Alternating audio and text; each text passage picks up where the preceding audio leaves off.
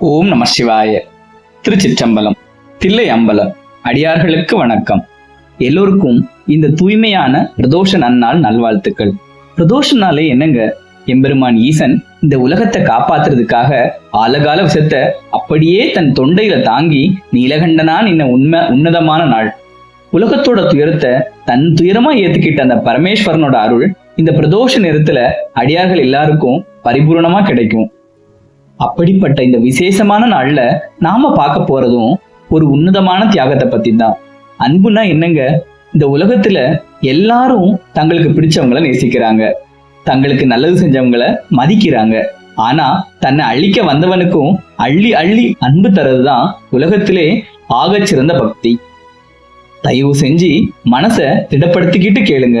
ஏன்னா இது சும்மா கேட்டுட்டு போற கதை இல்ல, இதயத்தை உலுக்கி கண்ணீரை வரவழ வைக்கிற ஒரு ஆன்மீக சரித்திரம்.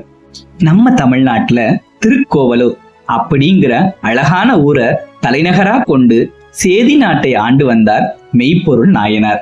அவர் பேர்தான் மலாடன் கோமான். மலாட நாட்டுக்கே மகாராஜா. ஆனா அவரோட மனசுக்குள்ள ஒரு சின்ன அணு அளவு கூட அகங்காரமோ ஆணவமோ கிடையாதுங்க. சிவபெருமானோட அடியார்கள் மேல அவர் வச்சிருந்த அன்பு இருக்கே, அது அளவிடவே முடியாதது. சேக்கிழார் பெருமான் அவரோட அந்த தூய்மையான பக்திய முதல் பாடல்லையே அழகா வர்ணிக்கிறார். வேதனல் நெறியின் வாய்மை விளங்கிட மேன்மை பூண்டு காதலால் ஈசற்கு அன்பர் கருத்து அறிந்து ஏவல் செய்வார். ஆமாங்க, அந்த பாசத்துக்குரிய மகாராஜா சிவனடியார் யாராச்சும் அரண்மனைக்கு வந்தா அவங்க வாயை திறந்து கேட்கறதுக்கு முன்னாடியே அவங்க முக குறிப்பை பார்த்து அவங்க மனசுல என்ன இருக்குன்னு தெரிஞ்சு ஓடி ஓடி பணிவிடை செய்வாராம். அவரோட செல்வமும் அரண்மனையும் ஏன் அவரோட அந்த உயிர் கூட ஈசனோட அடியார்களுக்குத்தான் சொந்தம்னு வாழ்ந்துட்டு இருந்தார். ஆனா இந்த உலகத்துல நல்லவங்க எப்படியோ அப்படியே சில பொல்லாதவங்களும் இருப்பாங்க இல்லையா? முத்துநாதன் அப்படின்னு ஒரு பக்கத்து நாட்டு ராஜா. அவனுக்கு நம்ம மெய்ப்பொருள் நாயனார் மேல அத்தனை பொறாம, அத்தனை குரோதம். பல முறை நம்ம ராஜா கூட நேருக்கு நேர் போர் செஞ்சு அசிங்கப்பட்டு அவமானப்பட்டு தோத்து போய் ஓடினவன். அவனுக்கு நல்லா தெரிஞ்சு போச்சு, நேர்மையா மோதி இந்த சேதியர் பெருமான ஜெயிக்கவே முடியாது, இவனோட சிவபக்தியை வச்சுதான் இவனை வீழ்த்தணும் அப்படின்னு ஒரு கோரமான வஞ்சக திட்டத்தை தீட்டுறான். அவன் போட்ட வேஷத்தை பாருங்களேன், நினைச்சாலே நெஞ்சு பதறுது. உடம்பெல்லாம் தூய்மையான வெந்நீரை பூசிக்கிறான், தலையில சடாமுடி, கையில ஒரு சிவனடியார் வச்சிருக்கிற புத்தக கவளி, அதாவது வேதாகம சுருள் வைக்கிற பை. ஆனா அந்த பைக்குள்ள இருக்கிறது ஆகம நூல் இல்லைங்க, மறைச்சு வைக்கப்பட்ட பளபளக்கிற ஒரு கூர்மையான விஷம் தோய்ந்த கத்தி. வெளியில பார்க்கும்போது அப்படியே ஞானம் பொங்குற ஒரு தவசி மாதிரி வர்றான். ஆனா மனசுக்குள்ள அத்தனை கருப்பு, அத்தனை கொலவெறி. மைபுதி விளக்கே என்ன மனத்தினுள் கருப்பு வைத்து பொய்தவ வேடம் கொண்டு புகுந்தனன் முத்தநாதன். ஐயோ, கருப்புமை சூழ்ந்த விளக்கு மாதிரி வெளியில வெளிச்சத்தை காட்டிட்டு உள்ள மரண இருட்ட வச்சுக்கிட்டு திருக்கோளூர் அரண்மனைக்குள்ள நுழையிறான் அந்த பாவி. வாசல் இருந்த காவலாளிகள் எல்லாரும் சிவவேடத்தை பார்த்த உடனே என் அப்பன் ஈசனோட அடியார் வராருன்னு கை கூப்பி வழிவிடுறாங்க. ஆனா ராஜாவோட நிழல் மாதிரி இருக்கிற விசுவாச காவலன் தத்தன் மட்டும், சுவாமி அரசர் ரொம்ப களைப்பா இருக்கார், இப்பதான் அந்த புறத்துல கண்ணா இருந்திருக்கிறார், கொஞ்சம் பொறுங்கன்னு பவ்யமா தடுக்கிறான்.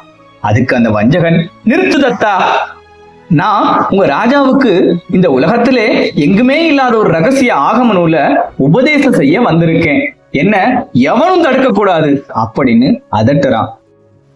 பக்தியிலே உறைஞ்சு போயிருக்காரே நம்ம ராஜா.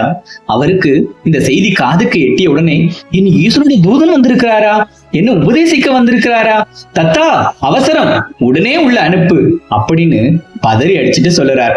முத்தநாதன் உள்ள நுழையிறான். அங்கே பள்ளியறையில கட்டில் அரசர் படுத்திருக்கிறார். பக்கத்துல அவரோட அன்பு மனைவி மகாராணி உட்கார்ந்து இருக்காங்க.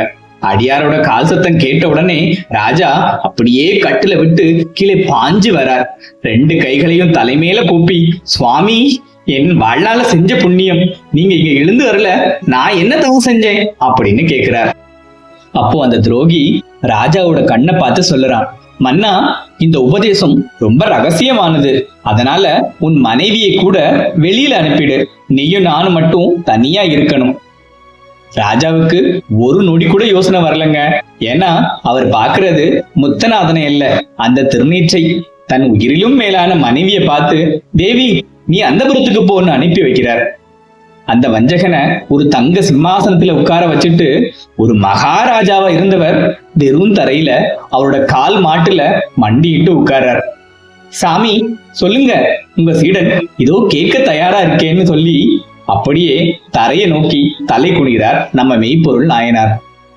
கை தளத்திருந்த வஞ்சக கவலியை மடிமேல் வைத்து புத்தகம் அவிழ்ப்பான் போன்று புரிந்து அவர் வணங்கும் போதில் நெஞ்சு வெடிச்சிடும் போல இருக்குங்க.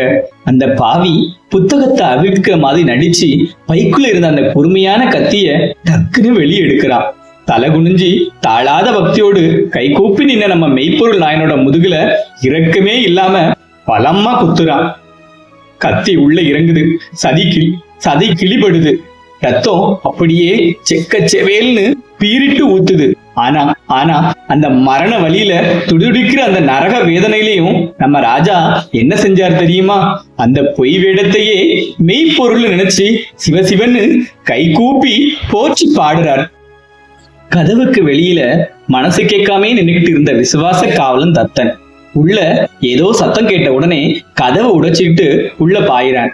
தன் கண் முன்னாடி தன் உயிரிலும் மேலாக மதிச்ச தன் ராஜா ரத்த வெள்ளத்துல சாஞ்சி கிடக்கிற பார்த்த உடனே அவனுக்கு கோபம் தலைக்கேறுது, கண்கள் சிவக்குது. கத்திய உருவி அந்த துரோகி முத்தநாதனை ஒரே வெட்டுல துண்டு துண்டா வெட்ட போறான். அப்போ அந்த மரண படுக்கையில மூச்சு திணறிக்கிட்டு வாய் வழியாவும் ரத்தம் சொட்ட சொட்ட நம்ம மெய்ப்பொருள் நாயனார் செஞ்ச காரியம் இருக்கே, அதுதான் உலகத்திலே அன்போட எல்லைய பக்தியோட சிகரத்தை கத்துக் கொடுக்கிற உன்னதமான காட்சி. தரதரன்னு விழுந்து கிடந்த நம்ம ராஜா தன் நீண்ட கைய நடுங்க நீட்டி தத்தனோட கைய பிடிச்சு தடுத்து என்ன வார்த்தை சொன்னார் தெரியுமா? பெரிய புராணத்தோட உயிர்நாடியே, ஏன் இந்த சைவ சமயத்தோட அடையாளமே இந்த வார்த்தை தான். நிறைத்த செங்குருதி சோர வழுகின்றார் நீண்ட கையால் தரைப்படும் அளவில் தத்தா நமர் என தடுத்து வீழ்ந்தார். தத்தா வேணாம் தேத்தா, இவரை ஒன்னும் செஞ்சிடாதே, இவர் நமர், இவர் நம்ம ஆளு தத்தா, நெத்தியில திருநீர் வச்சிருக்காரு பாரு, இவர் என் அப்பன் ஈசனோட அடியார்.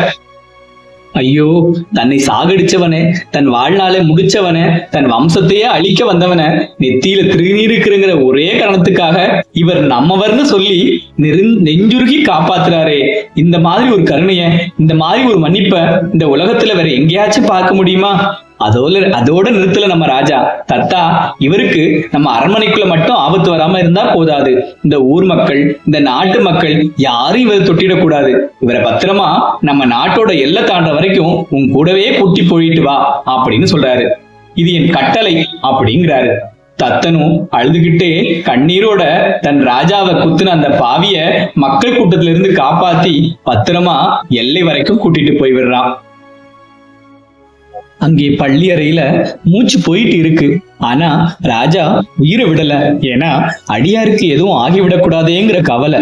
தத்தன் ஓடி வந்து, ராஜா நீங்க சொன்னபடியே அந்த சிவனடியார ஒரு சின்ன கீழே கூட இல்லாம பத்திரமா எல்லை தாண்டி விட்டுட்டு வந்துட்டேன் அப்படின்னு சொன்ன உடனேதான் நம்ம மெய்ப்பொருள் நாயனரோட முகத்துல ஒரு நிம்மதி புன்னகை வருது. அவரோட உயிர் அப்படியே சாந்தியா பெரியுது. தன் அழிச்சவனுக்கும் அடியார் வேடத்துக்காக நன்மை செய்கிற அந்த உன்னத பக்தியை பார்த்து சாட்சாத் அந்த பரமேஸ்வரனே பார்வதி தேவியோட நேர்ல வந்து அவரோட பாத நிழல்ல நம்ம மெய்ப்பொருள் நாயனாருக்கு முக்தியை கொடுக்கிறார். மனிதனோட வேஷத்தை பார்க்காம அந்த வேஷத்துக்கு பின்னாடி இருந்த ஈசனை மட்டும் பார்த்த மெய்ப்பொருள் நாயனோட சரித்திரம் நமக்கு ஒண்ணுதான் கத்துக் கொடுக்குது. இந்த உலகத்துல சாதி, மதம், பகை எல்லாத்தையும் தாண்டி அன்பே சிவம், அதுதான் உண்மையான மெய்ப்பொருள். இந்த உன்னதமான பிரதோஷ நன்னாள்ல மெய்ப்பொருள் நாயனோட இந்த நெஞ்சுருகு சரித்திரத்தை நாம கேட்டோம். இதே மாதிரி இன்னும் ஒரு அற்புதமான உணர்வுபூர்வமான நாயனோட வரலாற்றை அடுத்த பிரதோஷ வீடியோல விரிவா பார்க்கலாம். அது வரைக்கும் எல்லாரோட மனசுலயும் அந்த ஈஸ்வரோட நினைவும் அடியாரோட அன்பும் நிலைத்திருக்கட்டும். திருச்சிற்றம்பலம், தில்லை அம்பலம்.